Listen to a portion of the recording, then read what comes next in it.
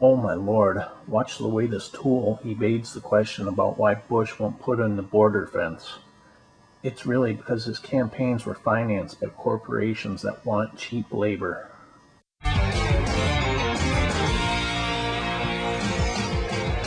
Well, hello, America. Tonight, you're going to meet a man who is running for president of the United States, and he is certainly a conservative congressman and presidential candidate, Duncan Hunter. How are you, sir? Glenn, doing great. Great to be with you. I had a friend, as we were talking in the makeup room, us girls were talking, but I had a friend come over to my house a couple of weeks ago, and he yelled at me, and he said, "Do you believe everything Duncan Hunter believes? How come you haven't had him on the show?" So I wanted to get you on the show.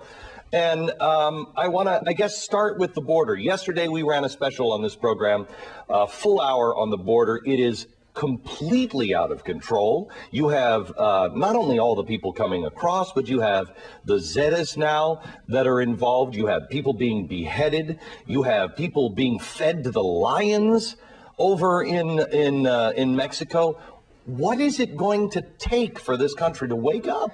Well, you know, Glenn, we're so close to victory because we passed the border fence bill last year. And that's the bill that I wrote following the fence that I built in San Diego. You know, when we had a no man's land in San Diego in the 1980s with most of the drugs, most of the people being smuggled into this country coming through that little zone between Tijuana and San Diego. We built a double border fence with a road in between, a high-speed border patrol road in between. And we knocked back smuggling by more than 90%. And as a result of that, I wrote the law that the president signed into public law October 26th of last year, a year ago. And it said this. It said that the Department of Homeland Security shall build, not that it would be a good idea or let's get round to it or here's a suggestion.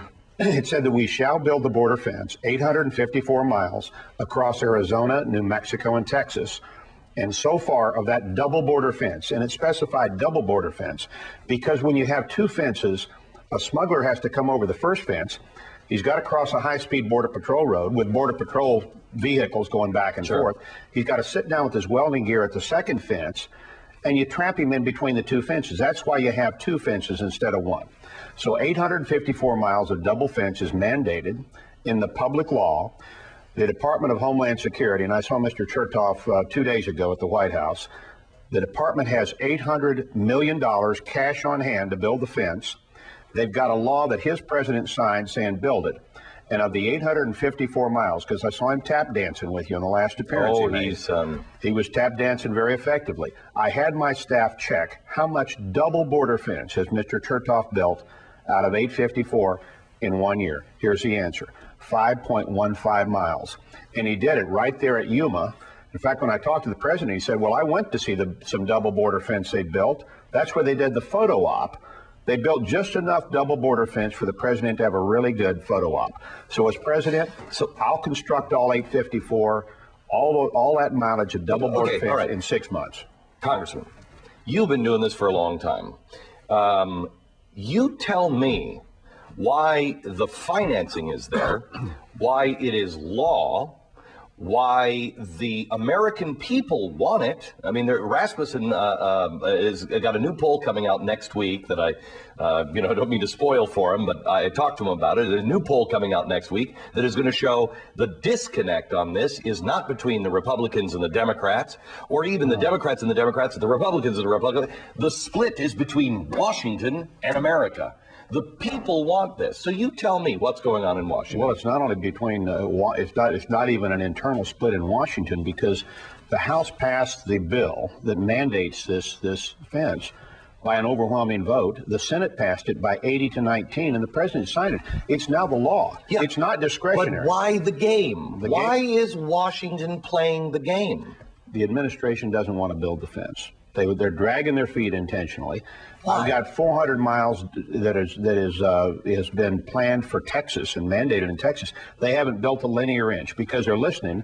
In South Texas, they're listening to the landowners, to some ranchers who say they want to have an open border and they don't want to be fenced off from the Rio Grande. And my answer to that is an individual landowner should not be allowed to determine the immigration policy of the United States of America. Are you telling me that in this country, where they can take your house to build a casino on eminent domain, In this country, where our Supreme Court has ruled against property owners, we can't build a fence? Is that, I mean, that, No, we can't. No, we can build it. No, but do you buy that that's what's really happening? No, that's obviously we can build a fence, and there's no higher priority than to have enforceable borders in the post 9/11 world. So then, please, Congressman, you've been doing this for so long. You have to know, in your art and arts, at night when you're laying in bed, you have to say to yourself, this is what's really going on. Yeah. What's really stopping people? Well, here's what's stopping the administration. First, a few people who own property on the border are talking to the White House ranchers saying we don't want to be fenced off. That's not a legitimate reason. Mexico is pressing to have an open border. That's not a legitimate reason. The environmentalists are pressing to have an open border. That's not a legitimate reason. In fact, the House and Senate passed a law that the president signed that said the Endangered Species Act was waived for the entire border. All Chertoff has to do is sign his name, and that law does not stop us from building the fence. That's because Democrats and Republicans realized how important it is. So the Department of Homeland Security does not want to build the border fence anytime soon. So I read Mr. Chertoff's speech. He's built 70 miles of single-layered fence, but he's only built 5 miles of double fence. And in the bill that I wrote, he's got to have the first big piece, which is all the way from Calexico, California to Douglas, Arizona. That basically fences the entire state of Arizona. He's got to have that finished by May 30th of '08. Or? Well, we're not going to be able to drag him out and handcuff him and force him to do it, or tie a brick to him and put him in the Potomac. You can't. Isn't that the problem, though, in America right now? We don't have a respect for the law anymore. Nobody is respecting the law.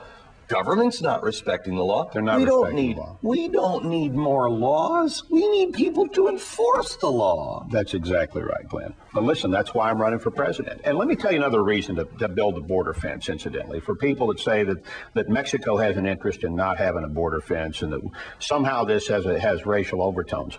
We have about 150 people this year during the hot season were smuggled into Arizona. And they were told by the coyote, by the smuggler, when you go in, he may say the road is a mile to the north after he's got your $200 or $300. In some cases, it's 20 miles to the north.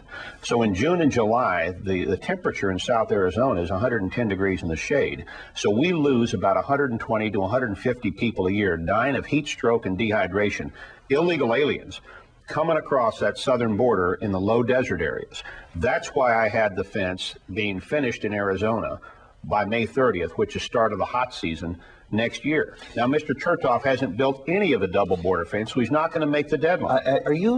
So there's a humanitarian reason for building this. Are you shocked that somehow or another, people who say, I want a fence for security reasons, but also I believe that anyone who tries to make the claim, well, our businesses need this cheap labor.